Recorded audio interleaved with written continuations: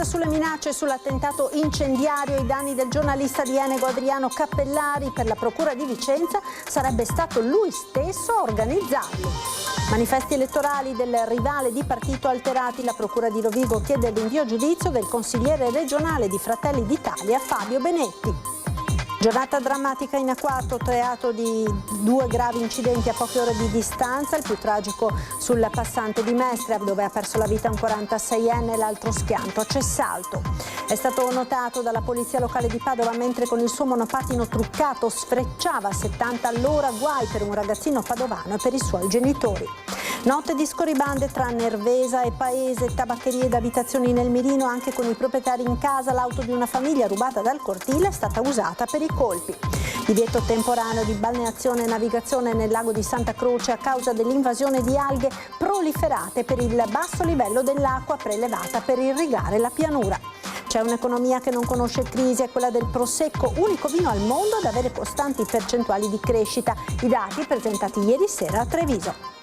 L'azienda ospedaliera di Padova si conferma al centro con la più vasta esperienza di cardiochirurgia mininvasiva nel panorama italiano. Tra i pazienti operati anche una bimba di 4 anni affetta da un problema congenito al cuore.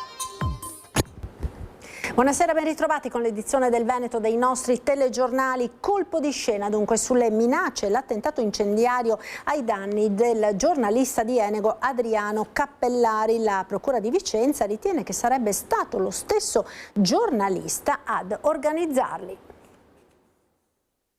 Svolta clamorosa nell'inchiesta che da mesi aveva attirato l'attenzione dell'opinione pubblica nazionale.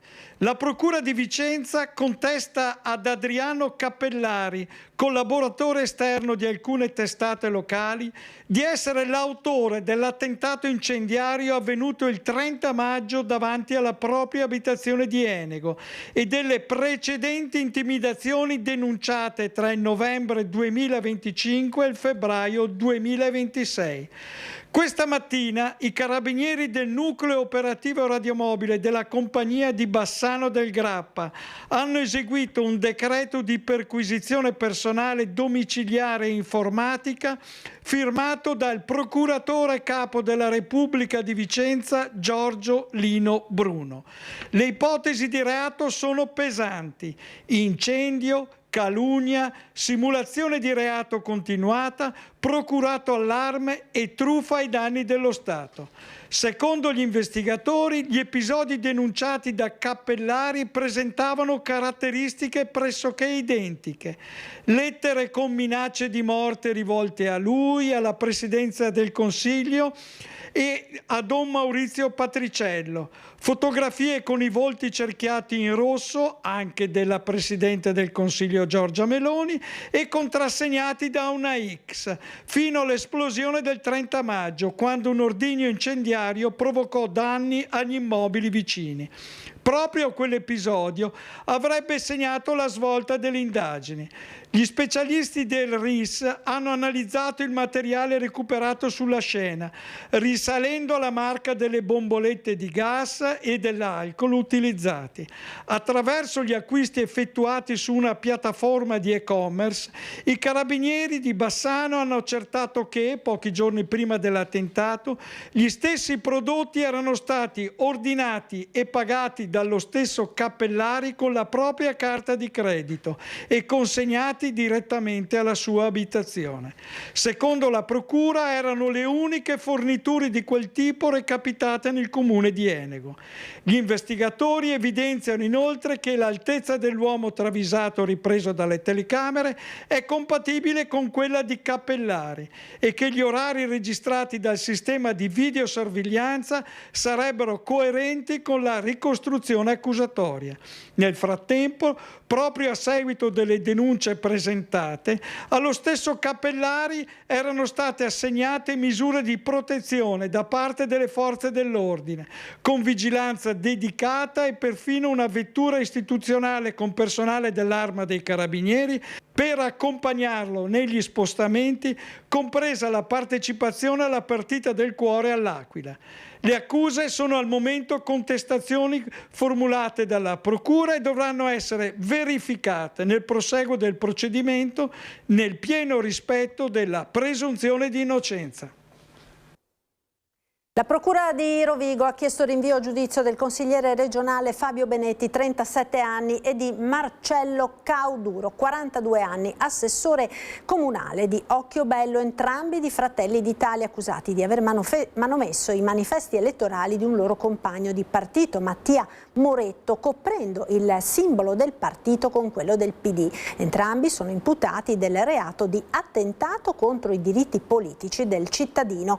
Benetti avrebbe coperto il simbolo di Fratelli d'Italia su molti manifesti di Mattia Moretto alle regionali del 23 e 24 novembre scorso. Cauduro, titolare di una tipografia, avrebbe stampato gli adesivi usati per la contraffazione dei manifesti. Secondo la Procura di Rovigo, questi comportamenti avrebbero tratto in inganno gli elettori. I manifesti erano stati manomessi ad Adria, Ceregnano, Rovigo, Lendinara, Badia Polesine, Fratta Polesine, Castelmassa, Villadose e Bergantino dal 21 al 24 di novembre scorsi e poi ad Occhiobello il 15 di novembre. Il giorno dopo la spaccatura interna alla Lega da parte degli ex assessori Zaiani, si lavora in Consiglio regionale per una ricucitura politica, ma le differenze tra esponenti della vecchia e della nuova maggioranza restano e le opposizioni tornano all'attacco. Ne prendo atto, cioè che al di là di una piccola sottolineatura da parte del relatore non ci sia stata da parte della Giunta e da parte dei capigruppo un riconoscimento del fatto che chi oggi è seduto in maggioranza in Consiglio regionale e al Palazzo Balbi è grazie all'amministrazione Luca Zaia. Perché? E lei che opinione si è fatto? Perché non c'è stato? Perché c'è una volontà, ma credo che sia anche comprensibile, di creare una discontinuità. Pur con toni più pacati rispetto all'acceso intervento in aula dell'ex assessore regionale allo sviluppo economico Roberto Marcato, le parole dell'ex assessore regionale al bilancio Francesco Calzavara confermano la frattura in atto tra gli esponenti della vecchia giunta Zaia e il nuovo corso di Alberto Stefani. Se per una parte della maggioranza siamo un problema, basta dirlo.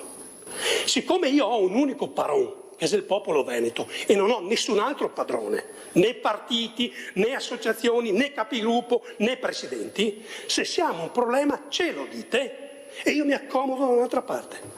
In 30 secondi. Davanti agli attacchi delle opposizioni durante il voto sul rendiconto generale della Regione del Veneto esercizio 2025, ultimo atto in agenda risalente all'epoca Zaia, il capogruppo della Lega, Riccardo Barbisan, non avrebbe difeso a sufficienza l'operato della vecchia giunta. No, io ho la coscienza assolutamente pulita, posso anche dirle una cosa, lo slogan della mia campagna elettorale era sulla buona strada, che era la strada tracciata nelle ultime 3 amministrazioni dal presidente Zaia. Poi le cose si sono sistemate chiarendosi privatamente tra di loro, tra chi era oggetto del contendere, diciamo, e poi anche difendendo quello che è stato fatto. Per l'opposizione queste divisioni sono una palla al piede per l'attività amministrativa della Regione. Sta influendo sull'amministrazione della Regione perché evidentemente qualcosa sta succedendo e ci impedisce di ragionare sui temi di cui avremo bisogno di ragionare per i cittadini. Questi negano che ci sono le liste d'attesa e nessuno ha parlato di una serie di problemi. Perché? Perché hanno parlato dei problemi che hanno tra loro. Ma cosa divide politicamente la nuova dalla vecchia maggioranza? Per esempio il difficile equilibrio tra risorse per lo sviluppo economico e spesa per il sociale. Per sostenere il sociale, come ha detto chi è più avveduto, attento e responsabile, bisogna che noi abbiamo le risorse e le risorse le producono le imprese. La cronaca, mattinata drammatica lungo l'autostrada A4, teatro di 2 gravi incidenti a poca distanza l'uno dall'altro. Ha perso il controllo dell'auto schiantandosi contro un tir fermo in una piazzola di sosta. È morto così, liberato di vivo, 46 anni, campano di origine, padovano di adozione. L'incidente è avvenuto sul passante di Mestre intorno alle 2:30 del mattino lungo l'autostrada A4 in direzione Milano, poco prima dell'uscita di Spinea. Per cause ancora in corso di accertamento, il conducente avrebbe perso il controllo della vettura oltrepassando il limite della careggiata e invadendo così la piazzola dove era parcheggiato il mezzo pesante. L'auto si è incastrata incastrata sotto il tir e l'impatto è stato devastante. Per il 46enne non c'è stato nulla da fare. Sul posto sono intervenuti i sanitari del SUEM 118, gli ausiliari di concessioni autostradali venete e gli agenti della Polizia Stradale di Venezia. Tra le ipotesi al vaglio degli investigatori un malore o un colpo di sonno che potrebbero aver causato la perdita di controllo del veicolo. Liberato, conosciuto da tutti come Libero, nome che ormai aveva sostituito quello di nascita, viveva da anni a Piazzola sul Brenta insieme alla compagna che ne piange la scomparsa. Non l'unico incidente in A4. Intorno alle 7 del mattino, nel tratto tra San Stino di Livenza e Cessalto in direzione Venezia, un auto articolato ha tamponato una bisarca al chilometro 436. Il conducente del mezzo pesante è rimasto gravemente ferito, ma è sempre rimasto cosciente. Estratto dalle lamiere dai vigili del fuoco, è stato stabilizzato dal personale del SUEM 118 e trasferito in ospedale in elisoccorso. Sul posto intervenuti anche la polizia stradale e il personale di Autostrade Alto Adriatico. Nonostante il sinistro, l'autostrada è rimasta aperta col traffico fatto defluire sulla corsia di sorpasso e rallentamenti dovuti all'intenso flusso di veicoli. È stato notato dalla polizia locale di Padova mentre con il suo monopattino truccato sfrecciava, pensate, a 70 km all'ora. Guai per un ragazzino padovano e per i suoi genitori. Stava sfrecciando indisturbato tra le auto, sfruttando la velocità per seminare chiunque provasse a fermarlo. Un ragazzino di Padova è stato però raggiunto e bloccato dalla polizia locale dopo una fuga di 2 chilometri a bordo di un monopattino elettrico truccato, capace di raggiungere i 70 chilometri all'ora, più di 3 volte il limite consentito per legge. È successo in via Fistomba, dove una pattuglia della squadra motociclisti, impegnata in un servizio di controllo sulla mobilità sostenibile, ha notato il mezzo procedere a velocità sospetta. Alla vista degli agenti, il giovane ha tentato la fuga, infilandosi tra il traffico e i cantieri del tram.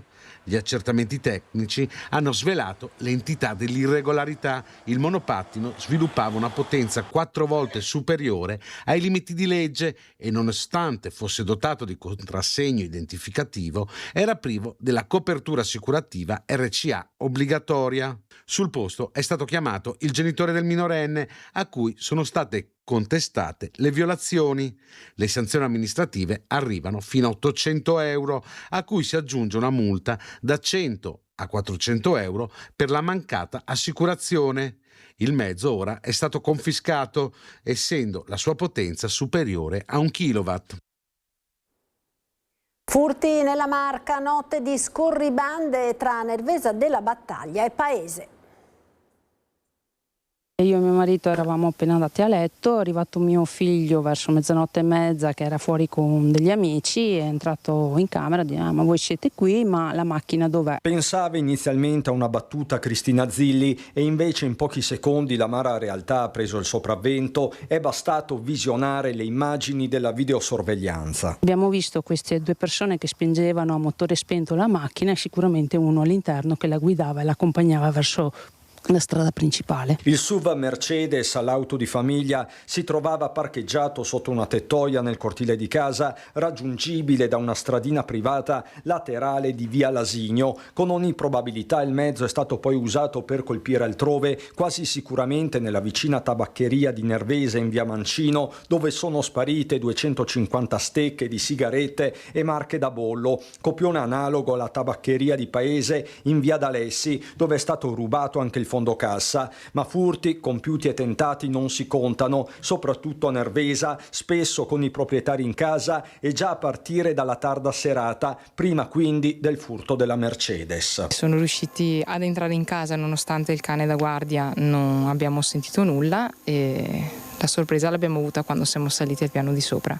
Tutto aperto, tutto rovesciato a terra, hanno aperto tutti gli armadi, hanno spostato il letto. Guardiamo il lato positivo, non ci siamo fatti male, non siamo stati aggrediti, non hanno fatto tanti danni, è stata una questione più morale. Se ve li foste trovati davanti? Allora, penso che la rabbia sarebbe stata tanta e forse la reazione sarebbe quella di avergli corso dietro, però effettivamente poi a mente fredda pensi e poi cosa succede se questi sono armati? Sistemi di allarme in funzione e latrati di cani anche lungo via Diaz, con l'allerta scattata pure nelle chat di controllo del vicinato, strumento che per il sindaco deve rimanere un punto di riferimento. Dobbiamo chiaramente chiamare chi può supportarci in questo, quindi non facciamo gli eroi perché a volte insomma può essere pericoloso e rischioso. Cerchiamo di supportarci tra vicini. Rete comunque da potenziare, con il comune che ha stanziato 140.000 euro per la videosorveglianza pubblica, ma l'auspicio generale è quello di sempre. Che finalmente le persone che commettono dei reati vengano anche giustamente punite. Sono già stati parecchie volte. Anche da lei? Sì, anche da me. E ho trovato la rifurtiva, l'ho trovata in caserma l'anno scorso. Con la paura si vive, perché anche li mettono dentro oggi e domani sono di nuovo in strada. Divieto temporaneo di balneazione e navigazione sul lago di Santa Croce. Sentiamo perché.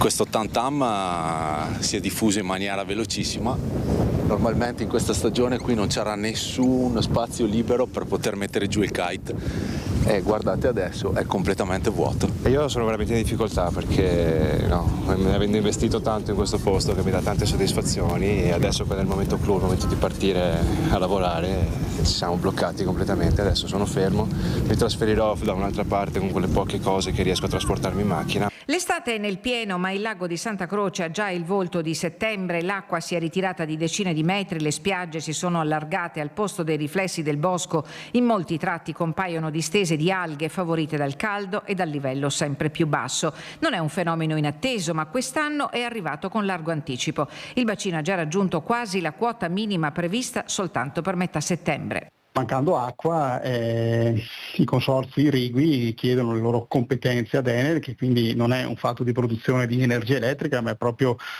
un prelievo di acqua che dopo va praticamente ad irrigare i campi. Quello che succede è che il lago adesso è a quota 381, quindi siamo già alla quota che di solito troviamo a settembre. Il motivo, lo spiega bene il sindaco Petterle, non è la produzione di energia elettrica, l'acqua viene rilasciata per alimentare i consorzi irrigui della pianura. Sono regole fissate da accordi che risalgono a quasi un secolo fa e che lasciano ben poco spazio di manovra. Una condizione che riguarda praticamente tutti i grandi laghi bellunesi, ma per quello di Santa Croce le conseguenze sono già evidenti. In alcune aree il comune ha vietato la balneazione per la presenza delle alghe, mentre discipline come la canoa diventano difficili se non impossibili da praticare proprio nel pieno della stagione turistica. Di solito c'è tanta più gente, sì. È bruttissimo da vedere. Io non sono del posto, mi spiace. Ancora a me?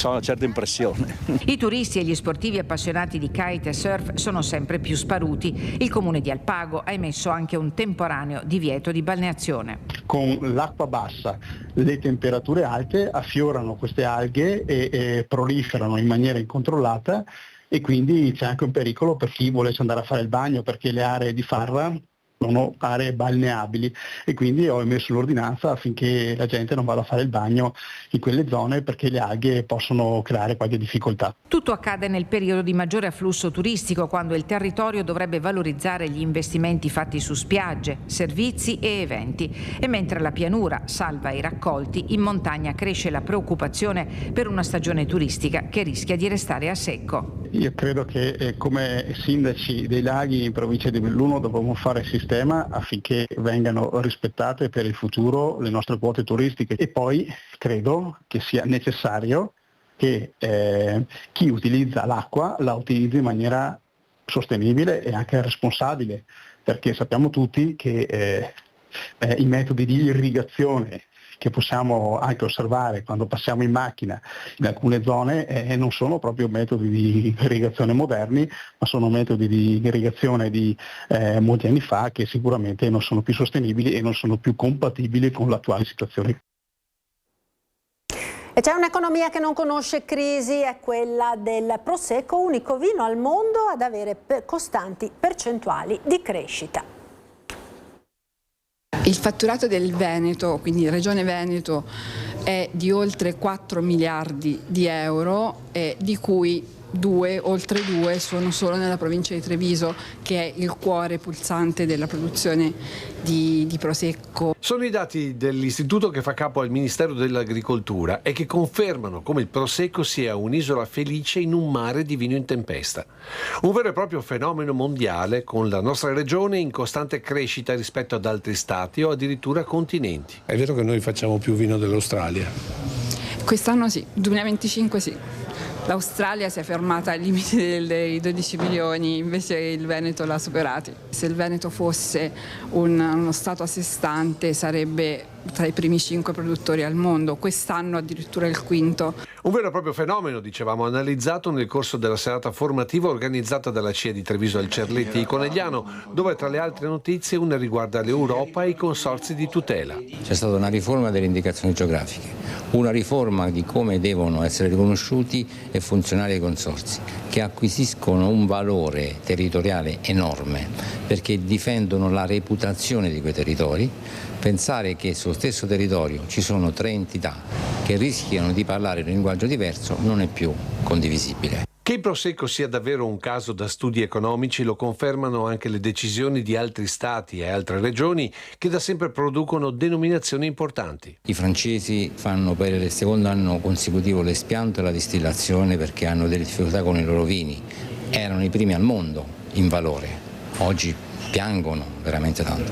La situazione è arrivata anche di riverbero in Italia. 6 regioni hanno già discusso della volontà di arrivare ad estirpare quei vigneti che oggi non danno più una redditività per i produttori. Questo mentre il successo del prosecco sta scatenando anche inevitabili invidie. Chiaramente di fronte alle situazioni che sappiamo nel mondo vino sicuramente la cosa in generale preoccupa.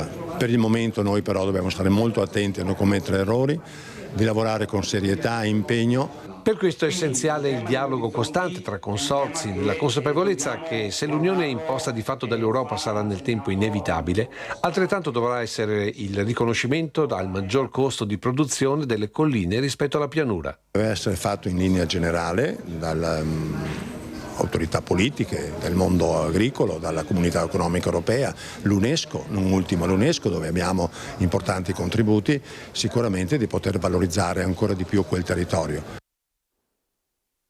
Ospite ieri sera a Ring il presidente del Veneto Alberto Stefani torna a parlare del nuovo ospedale di Padova.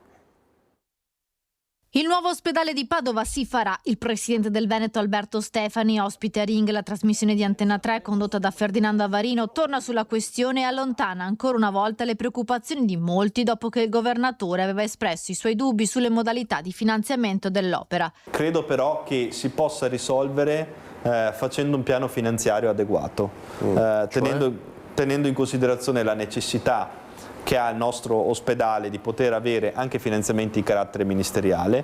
Io ho semplicemente chiesto di poter esplorare dei finanziamenti ministeriali, perché è giusto che la Regione possa ambire ad avere finanziamenti di carattere nazionale e soprattutto per un'opera strategica come questa, che è un'opera che ovviamente ha a che fare con tutto il territorio, si fa a Padova Est, ma è un'opera che riguarda tutta la regione del Veneto. L'interlocuzione con il comune di Padova e l'università è aperta e molto proficua, prosegue Stefani, che sta valutando altre formule di finanziamento e spiega perché è contrario al finanziamento dell'opera da parte di INAIL. Un accordo con INAIL sì, che di fatto è una locazione per 20 anni, più di 20 anni, pagando 25 milioni all'anno, probabilmente più la maxirata finale legata al costo dell'opera, probabilmente è meno conveniente rispetto ad avere dei finanziamenti di carattere ministeriale e magari ad avere una possibilità di acquistare quell'opera, perché ricordiamo che alla fine non sarebbe nostro, ma invece non è lo sarebbe, nostro, ma è di INAIL, quindi tu paghi un canone di locazione a INAIL che si tiene l'ospedale. Io credo che piuttosto la Regione debba provare ad esplorare un meccanismo per cui, insieme a dei finanziamenti di carattere ministeriale, insieme a delle risorse chiaramente di carattere regionale, quell'ospedale magari ti resti, magari quell'ospedale tu lo possa anche implementare in futuro. La linea di Stefani è chiara: il nuovo ospedale di Padova deve rimanere ai cittadini e alla Regione. Noi dobbiamo essere proprietari di quell'opera, dobbiamo poterla governare, altrimenti rischiamo di pagare un canone di locazione ad un ente che di sicuro non è un ente che ha a che fare con la Regione del Veneto, e tra l'altro non diamo risposta ai cittadini. Noi dobbiamo poter anche risparmiare, e quindi se risparmiamo, ovviamente facendo la stessa opera e mantenendo il tuo stesso cronoprogramma, sono soldi che piuttosto reinvestiamo anche negli altri ospedali. Una cosa forte e chiara. Ed ora parliamo dell'eccellenza della cardiochirurgia mini-invasiva. A Padova tra gli operati anche una bambina di 4 anni affetta da un problema congenito al cuore. Siamo riusciti ad avere un ottimo risultato, che non è scontato, però in questo caso fortunatamente abbiamo dato una bambina a quella che ha una qualità di vita normale, perché sta benissimo, ma soprattutto è possibile che nella vita non abbia più bisogno del chirurgo. È soddisfatto il professor Vladimiro Vida dopo l'intervento su una bimba di 4 anni, italiana ma residente negli Emirati Arabi e seguita dalla cardiochirurgia della Columbia University. L'equipe del professor Vida è riuscita a risolvere la patologia della piccola, una stenosi valvolare mitralica congenita severa. Un'operazione realizzata con un approccio microinvasivo, senza aprire lo sterno, entrando nella gabbia toracica attraverso l'ascella. Con questa tipologia di intervento, che appunto sulle cardiopatie congenite mini-invasive, di fatto ha ridotto i tempi di degenza, di intervento e soprattutto appunto di recupero dei ragazzi, ma anche degli adulti, perché le cardiopatie congenite riguardano comunque un po' tutto l'arco di età praticamente della persona. La cardiochirurgia pediatrica di Padova si conferma attrattiva, come testimonia l'operazione di una seconda paziente 28enne, anche lei italiana ma residente in Austria, con un problema congenito al cuore e per questo operata dal professor Vida. Intervento effettuato con un approccio personalizzato e grazie alla grande coordinazione dell'equipe. Non tutti si sentono di operare attraverso queste microfessure. Perché? Perché vanno preparate con tempo, con l'expertise del team, ma soprattutto con la collaborazione con le varie figure. Cioè non ci sono solo i chirurghi, sono gli anestesisti, i cardiologi prima che ti dicono quello che devi fare, i perfusori, gli infermieri. Quindi diciamo che è una collaborazione di team. Ed in chiusura un appuntamento su Antenna 3, domenica in diretta dalle 15:30, le emozioni del Palio di Feltre, la manifestazione che rievoca il momento storico in cui la città passò sotto il dominio veneziano. Feltre compie un salto indietro nel tempo, ricreando il clima quattrocentesco con i cortei dei quartieri, la gara di tiro con l'arco e alla fune, fino alla sfida decisiva, la corsa dei cavalli. E la grande sfida del Palio di Feltre andrà in onda in diretta domenica su Antenna 3 a partire dalle 15:30. Ed è tutto, grazie per essere stati con noi, arrivederci.